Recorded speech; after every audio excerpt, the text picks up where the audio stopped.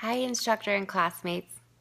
So this week, when reviewing Mr. Povanov's video about integrating technology into his math class, one of the first things I looked for was the use of the gradual release method, which he did an amazing job incorporating into his class.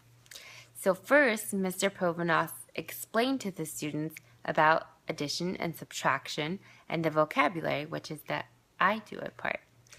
Then he had them all as a group come on the rug and they discussed addition and subtraction, and he gave them different examples to work on. They also used their whiteboards, which is the we do it part.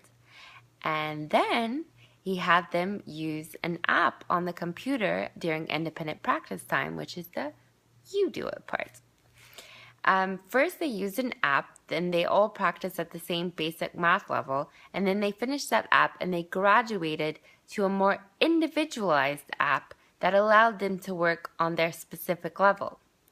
Mr. Povanov was able to provide feedback in a more timelier manner because the app actually gave instant feedback. So he was able to see if the students weren't getting the questions right or if they were having problems, and he was able to respond to them immediately. He also informed us that every 6 to 8 weeks he gives benchmark assessments. How does he specifically structure his lesson to incorporate technology?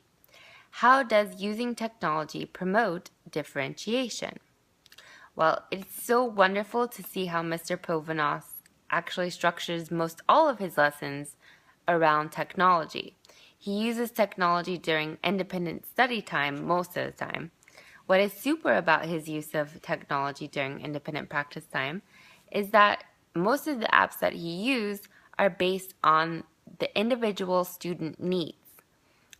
And as educators, we all know that every student is different, every student learns differently, has different needs, and ultimately they need to learn at different levels. Using technology in this way is more individualized, and it can be used to also appeal to differing intelligences, and it ultimately promotes differentiation because everybody is at their own level. What evidence is there of varying levels of cognition?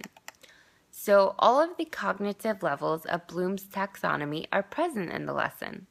In the beginning of the class, Mr. Povanov talks about the specific vocabulary that the students need to learn, and then they discuss it, which is the knowledge part. Then they work on some of the problems together, as well as their use of whiteboards, which is the comprehension part. And independently, they use the apps to apply their knowledge, application, and they also use a practice on the whiteboards and in the app, which is synthesis and analysis. The students are then given instant feedback, which is evaluation, through the apps and Mr. Povanov as well. How do you believe that this type of learning environment makes students feel about their capabilities with math, and why?